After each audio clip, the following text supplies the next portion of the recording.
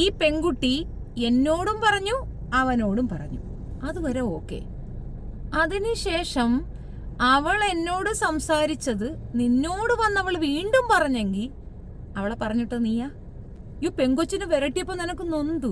അത് ഫേക്ക് അല്ല, അത് ഉള്ള കാര്യമാണ്. ബ്രസ്റ്റിലാണ് ക്യാൻസർ. ദുബായിലെങ്ങാണ്ട് ഈ സിലിക്കോണിന്റെ പരിപാടിക്ക് എന്തോ വേണ്ടിയിട്ടുള്ള ട്രൈ അപ്പ് ചെയ്തപ്പോഴാണ് ക്യാൻസർ ആണെന്ന് സ്ഥിരീകരിച്ചിട്ടുള്ളത്. ഞാനിത് അറിഞ്ഞിട്ട് ഒരാഴ്ചക്ക് മുകളിലായിട്ടുണ്ട്. അപ്പം നിങ്ങൾ വീഡിയോസൊക്കെ കണ്ടല്ലോ. ഇന്നലെ എല്ലാവരും ഇങ്ങനെ ഞെട്ടിയിരിക്കുകയാണ്. രേണുസുതി ആരാധകരും രേണുസുതി ഇഷ്ടമില്ലാത്തവരും അങ്ങനെ ഒരുപാട് പേര് ഇങ്ങനെ ഞെട്ടിയിരിക്കുകയാണ് ഇന്നലെ കുറച്ച് വിവരങ്ങൾ അറിഞ്ഞിട്ട്. അതായത് രേണുസുതിക്ക് ബ്രസ്റ്റ് ക്യാൻസർ ആണെന്ന്. അപ്പോൾ ഈ ഒരു വിവരം അറിഞ്ഞപ്പം ഞാനും ഞെട്ടലോടെയാണ് കേട്ടത്. ഞാൻ ആദ്യം ബീബിയുടെ ചാനലാണ് കണ്ട്, പിന്നെ അതുലിൻ്റെ വീഡിയോസ് കണ്ട്, ഷബീന ചേച്ചിയുടെ വീഡിയോസ് കണ്ട്, ഇവരുടെയൊക്കെ വീഡിയോസ് കണ്ടിട്ടും എനിക്കങ്ങോട്ട് വിശ്വാസം പോരായിരുന്നു. പിന്നെ ഞാൻ ഒരാളെ വിളിച്ചു, രേണുസുതിയുമായിട്ട് അടുപ്പമുള്ള ഒരാളാണ്. അപ്പോൾ വിളിച്ചപ്പോൾ അപ്പോഴും ഇത് സത്യമാണെന്നുള്ള രീതിയിലാണ് എനിക്ക് റിപ്ലൈ കിട്ടിയത്. സത്യത്തിൽ ഉണ്ടല്ലോ, അപ്പോഴും ഞാൻ വിശ്വസിച്ചിട്ടില്ല, ഇപ്പോഴും ഞാൻ വിശ്വസിച്ചിട്ടില്ല കേട്ടോ. അപ്പോൾ ഇന്നത്തെ ഈ ഒരു വീഡിയോയിൽ കുറച്ച് ക്ലാരിഫിക്കേഷനാണ് ഞാൻ തരാൻ പോകുന്നത്.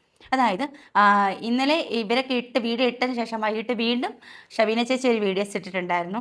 അപ്പോൾ അതുലിൻ്റെ വീഡിയോയും ഷബീന ചേച്ചിയുടെ വീഡിയോയും തമ്മിൽ നോക്കിയാൽ ഇതിൻ്റെ പിന്നിലൊരു ഗൂഢാലോചനയുണ്ട്. ഇതിൻ്റെ പിന്നിൽ കുറച്ച് കാര്യങ്ങളുണ്ട്.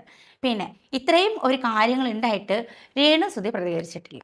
അപ്പോൾ എല്ലാം കൂടി ആലോചിക്കുമ്പോൾ ഇത് ഒരു വ്യക്തമായിട്ടുള്ള ഒരു പ്ലാനിങ് ആണ്. അപ്പോൾ അതെല്ലാം ഞാൻ ഇന്ന് ഈ ഒരു വീഡിയോയിൽ കാണിച്ചു തരാം. അപ്പോൾ നമുക്ക് ആദ്യം തന്നെ ഷബീന ചേച്ചിയുടെ വീഡിയോ കാണാം. എന്നെ ഈ കൊച്ച് കോണ്ടാക്ട് ചെയ്യുന്ന സമയം അത് നിങ്ങൾക്ക് ഇവിടെ കാണാം. 5:17 PM ഹായ് ഇടുന്നത്. അതിനുശേഷം എന്നെ കോൾ ചെയ്യുന്നു, ഞാൻ കോൾ ആൻസർ ചെയ്യുന്നു, 2 മിനിറ്റ് സംസാരിക്കുന്നു, അതിനുശേഷം 20 സെക്കൻഡ്സ് സംസാരിക്കുന്നു. ഇതൊക്കെ ഞാൻ റെക്കോർഡ് ചെയ്തെടുത്തു. പിന്നെ മെഡിക്കൽ സർട്ടിഫിക്കറ്റ് സംഘടിപ്പിക്കാമോ എന്നാണ് അടുത്ത് ഞാൻ ചോദിക്കുന്നത്. അത് ചോദിച്ചത് 5:37 അനങ്ങിയിട്ടില്ല. അടുത്ത ദിവസമാണ് അനക്കയില്ല. ഞാൻ ക്വസ്റ്റ്യൻ മാർക്ക് ഇടുന്നു, അപ്പണ്ട് ഹൈ വരുന്നു. അതിനകത്തു നിന്നാണ് അടുത്ത സംഗതി വരുന്നത്. എന്തിനാ ഇങ്ങനെ ഉടായ്പും കൊണ്ട് ഇറങ്ങിയിരിക്കുന്നതെന്നാണ് എന്റെ ചോദ്യം. കൃത്യല്ലേ? ഞാൻ ചോദിക്കുന്ന ചോദ്യം കൃത്യല്ലേ? എന്തിനാ ഈ ഉടായ്പും കൊണ്ട് നീ വന്നിരിക്കുന്നത്? എനിക്കിത് ഉടായ്പായിട്ടാണ് ഫീൽ ചെയ്യുന്നത്. അവൾക്ക് അങ്ങനെ ഒരു അസുഖം ഉണ്ടെങ്കിൽ ആ അസുഖം എന്നോട് വന്ന് വിളമ്പേണ്ട കാര്യം എന്താ? സിമ്പിൾ അല്ലേ? മെഡിക്കൽ ഡീറ്റെയിൽസ് തന്നിട്ടില്ല. നിങ്ങളുടെ പേരെന്താണ്? അവളുടെ പേര് അവൾ പറയുന്നില്ല. എന്തിനാ വെറുതെ ഉടായ്പും കൊണ്ട് ഇറങ്ങുന്നത്? ഞാൻ എങ്ങനെ തരാനാ ഇത്? എന്താ അവളെ പേര് പറഞ്ഞൂടെ? അവൾക്ക് പേരില്ലേ? പേര് അവസാനിച്ചു പോയാ? അറിഞ്ഞ കാര്യം ഇത്തായെ ഒന്ന് ഇൻഫോം ചെയ്തതാ. എന്റെ ചേച്ചിയാണ് അവിടെ വർക്ക് ചെയ്യുന്നത്, ഞാനല്ല. അപ്പൊ അവൾ അവിടെ വർക്ക് ചെയ്യുന്നില്ല, അവളെ ചേച്ചിയാണ് അവിടെ വർക്ക് ചെയ്യുന്നത്. ഉടായിപ്പോ എന്നാ ചേച്ചിയുടെ നമ്പർ ഇതാ, അത് തരൂല. അപ്പൊ ചേച്ചിയുടെ നമ്പർ തരത്തില്ല, അനിയത്തിയുടെ പേരും പറയത്തില്ല. അനിയത്തി വിദേശത്തെ നമ്പറിൽ നിന്നാണ് വാട്സാപ്പ് അയക്കുന്നത്. ലിങ്ക് നിങ്ങൾക്ക് ഇവിടെ കിട്ടിയില്ലേ? ഞാൻ പറയണ്ടല്ലോ.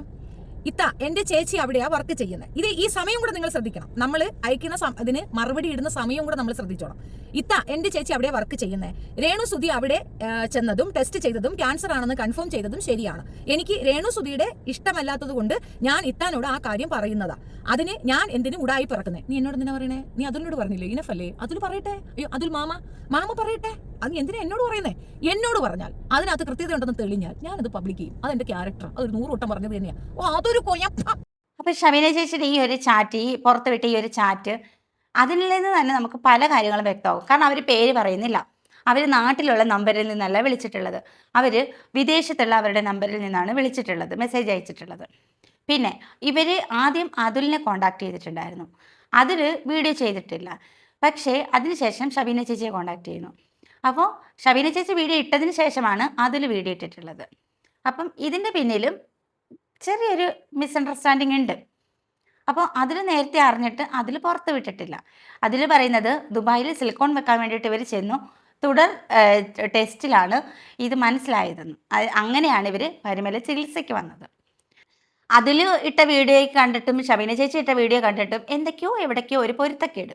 പിന്നെ ഇവർ പങ്കുവെച്ചിട്ടുള്ള വോയിസ്, ആ ഒരു വോയിസിലും പല കാര്യങ്ങളും വ്യക്തമാണ്. ആ ഒരു വോയിസ് കേട്ട് കഴിഞ്ഞാൽ ആ സ്ത്രീ പറയുന്നുണ്ട് അവരുടെ ചേച്ചി പരിമല ഹോസ്പിറ്റലാണ് വർക്ക് ചെയ്യുന്നത് എന്ന്. അപ്പോൾ ആ വോയിസിനകത്ത് ഇവർ ഹോസ്പിറ്റൽ എവിടെയാണെന്ന് ചോദിക്കുമ്പോൾ തപ്പുന്നുണ്ട്. ആലോചിച്ചാണ് മറുപടി പറയുന്നത്. നമ്മുടെ ചേച്ചി വർക്ക് ചെയ്യുന്ന, അല്ലെങ്കിൽ നമ്മുടെ ഉറ്റവർ വർക്ക് ചെയ്യുന്ന സ്ഥാപനം എവിടെയാണെന്ന് പറയാൻ ഇത്ര ആലോചിക്കണോ? അല്ലെ ഇത്ര തപ്പണോ? തപ്പിത്തടഞ്ഞാണ് പറഞ്ഞത്. ആദ്യം അത് ശ്രദ്ധിച്ചൊന്ന് കേട്ടാൽ മനസ്സിലാക്കാം. എന്താണ് പരിമലയിലാ ട്രീറ്റ്മെന്റിന് ചേർന്നത്. അപ്പൊ എന്റെ ചേച്ചി അവിടെ വർക്ക് ചെയ്യുന്നു. അപ്പൊ അന്ന് ചെയ്യുന്ന പരിമല ഹോസ്പിറ്റലില്ലേ? മറ്റേ ഇത് പോയല്ലേ? പരിമല ഹോസ്പിറ്റലില്ലേ? പരിമലയിൽ ആ ഒരു ഹോസ്പിറ്റലല്ലേ ഉള്ളത്? Parumala medical mission hospital. അവിടെ അന്വേഷിച്ചറിയാൻ പറ്റി.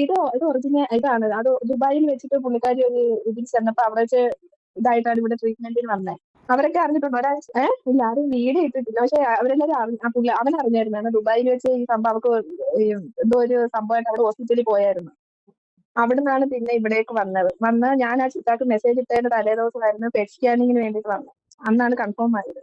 അതാണ്, ഞങ്ങൾക്ക് ആളിനെ ഇഷ്ടമല്ലായിരുന്നു. പക്ഷെ ഇത് കേട്ട അപ്പോൾ ഇത് പരിമല ഹോസ്പിറ്റലുകാർ ഒന്ന് ശ്രദ്ധിക്കണം. ഈ ഹോസ്പിറ്റലിൽ ഒരാൾ ചികിത്സയ്ക്ക് വന്നാൽ ഇങ്ങനെ അവരുടെ രോഗവിവരങ്ങളും അവരുടെ കാര്യങ്ങളൊക്കെ പുറത്തേക്ക് ലീക്കാക്കുമോ? അപ്പോൾ ആ കാര്യത്തിൽ ഹോസ്പിറ്റലുകാരാണ് ഒരു ഉത്തരം കൊടുക്കേണ്ടത്. അപ്പം രേണുസുതി അവിടെ ചെന്നോ ഇല്ലയോ എന്നൊന്നും വ്യക്തമല്ല കേട്ടോ. കാരണം ഒരു ഹോസ്പിറ്റലിൻ്റെ പേരെടുത്ത് പറയുന്നത് കൊണ്ടാണ് ഞാനിപ്പോൾ ഇങ്ങനെ ഒരു കാര്യം പറഞ്ഞത്. ഇതിൻ്റെ പിന്നിൽ വ്യക്തമായിട്ടുള്ളൊരു പ്ലാനിങ് ഉണ്ട് കേട്ടോ. ഈ കളിച്ച് അങ്ങേ അറ്റം പോകുകയെന്ന് കേട്ടിട്ടില്ലേ? അപ്പോൾ അങ്ങനെ. അപ്പോൾ ഈ രേണുസുതിയുടെ ഒരു ലൈവും കുറച്ച് കാര്യങ്ങളും ഒക്കെ ഉണ്ട്. അപ്പോൾ അതിനകത്തും അതൊക്കെ കണ്ടാലും നമുക്ക് തോന്നത്തില്ല. ഇഷ്ടമാണെന്ന് പറഞ്ഞു, ഇഷ്ടമില്ലാത്തൊരു ഇഷ്ടമില്ലാന്ന് പറഞ്ഞു. എന്നെ നിങ്ങൾക്ക് ആർക്കൊക്കെ ഇഷ്ടമാണ് എൻ്റെ സബിലുള്ളവർക്ക്? ചിലവർ ഇഷ്ടമില്ലാതെ കയറിയിട്ടുണ്ട്, എൻ്റെ സബ് ലീക്കാക്കാൻ വേണ്ടിയിട്ട് കയറിയിട്ടുണ്ട്. Thank you. എന്നെ ഇഷ്ടമില്ലാത്തവരുണ്ട്.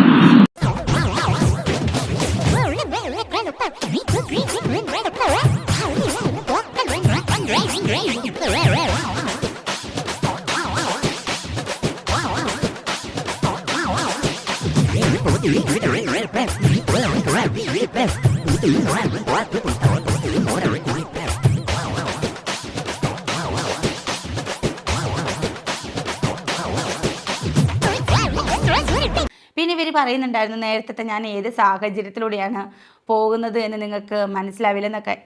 അപ്പം എല്ലാം അങ്ങനെയൊക്കെ നമ്മൾ നോക്കുമ്പോൾ അയ്യോ ഉണ്ടോ, സത്യമാണോ എന്നും നമ്മൾ ചിന്തിക്കും. അപ്പോൾ ഈ കാര്യത്തിൽ നമ്മൾ എന്ത് വിശ്വസിക്കണം ഏത് വിശ്വസിക്കണം എന്നറിയില്ല. നമ്മുടെ കമൻസ് ഒക്കെ കണ്ടു കഴിഞ്ഞാൽ അതിൻ്റെ ഇടയിൽ എല്ലാവരും ഇവരെ വിശ്വസിക്കരുത് എന്നാണ് പറയുന്നത്. അപ്പോൾ എന്തായാലും പിന്നെ രേണുസുതി ഇന്നലെ ഒരു ഫോട്ടോ പങ്കുവെച്ചിട്ടുണ്ടായിരുന്നു ആർജെ ലച്ചുവൊക്കെ ആയിട്ട്. അപ്പോൾ ആ ഒരു ഫോട്ടോയുടെ അടിയിൽ ഒരു പ്രൊഫൈൽ അമ്മൂസോ അങ്ങനെ എന്തോ ഒരു പ്രൊഫൈലിൽ നിന്ന് ഒരു കമൻറ്റിൽ പോയിട്ടുണ്ട്, ഈ ക്യാൻസർ ആണോ എന്ന് ചോദിച്ചു. അപ്പോൾ അതിന് രേണുസുതി റിപ്ലൈ കൊടുത്തിട്ടില്ല, ആർജെ ലച്ചു റിപ്ലൈ കൊടുത്തിട്ടുണ്ട്. ആ റിപ്ലൈ ഞാനിവിടെ പിൻ ചെയ്യാം. അപ്പോൾ അതിൻ്റെ സ്ക്രീൻഷോട്ട് ഞാനിവിടെ കൊടുത്തിരിക്കാം. അപ്പോൾ അതും കൂടി നോക്കുമ്പോൾ ആർജെ ലച്ചു പറയുന്നത് അങ്ങനെയൊന്നുമില്ല, സത്യമല്ല എന്നാണ്. അപ്പോൾ ഈ സത്യത്തിൽ ഇത്രയും വലിയൊരു കാര്യം പറഞ്ഞിട്ടും രേണുസുതി പ്രതികരിക്കുന്നില്ല, എന്തുകൊണ്ട്? അതാണ് ഒരു ചോദ്യചിഹ്നം. വലിയ കാര്യങ്ങൾ വന്നാൽ പോലും രേണുസുതി പ്രതികരിക്കത്തില്ല.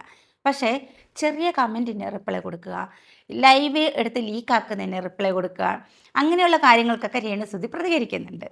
അപ്പോൾ എല്ലാം കൂടി ആലോചിക്കുമ്പോൾ നമുക്ക് കൺഫ്യൂഷനാണ്. പിന്നെ ഇത്രയും വലിയ മാരക രോഗം ഉണ്ടെന്നൊന്നും കള്ളം പറയാനോ അല്ലെങ്കിൽ അതിൻ്റെ കരുനീക്കങ്ങൾ അങ്ങനെയൊക്കെ ചിന്തിക്കാൻ നമുക്ക് സാധിക്കത്തില്ല. പിന്നെ ഓരോരുത്തരുടെ മനസ്സാണ്, ഏതറ്റം വരെയും പോകുന്ന ആൾക്കാരുണ്ട്. കാരണം ഈ ഒരാൾ കോണ്ടാക്ട് ചെയ്തിട്ടുള്ളത് അതുലിനെയും ഷബീന ചേച്ചിയും മാത്രമാണ്. വേറെ ആർക്കും എവിടെ നിന്നും ഇങ്ങനെ ഒരു ഇത് വന്നിട്ടില്ല. അപ്പോൾ അതുലിനെയും ഷബീന ചേച്ചിയെ മാത്രം കോണ്ടാക്ട് ചെയ്ത് വിവരങ്ങൾ അറിയിക്കുന്നു. അതുലിനെ അറിയിച്ചിട്ട് അതുൽ വീഡിയോ ഇട്ടില്ല, അതിനുശേഷം ഷബീന ചേച്ചി അറിയിക്കുന്നു, ഷബീന ചേച്ചി വീഡിയോ ഇട്ടു. അപ്പോൾ എല്ലാം കൂടി ആലോചിക്കുമ്പോൾ ഒരു മിസ്അണ്ടർസ്റ്റാൻഡിങ് ഉണ്ട്.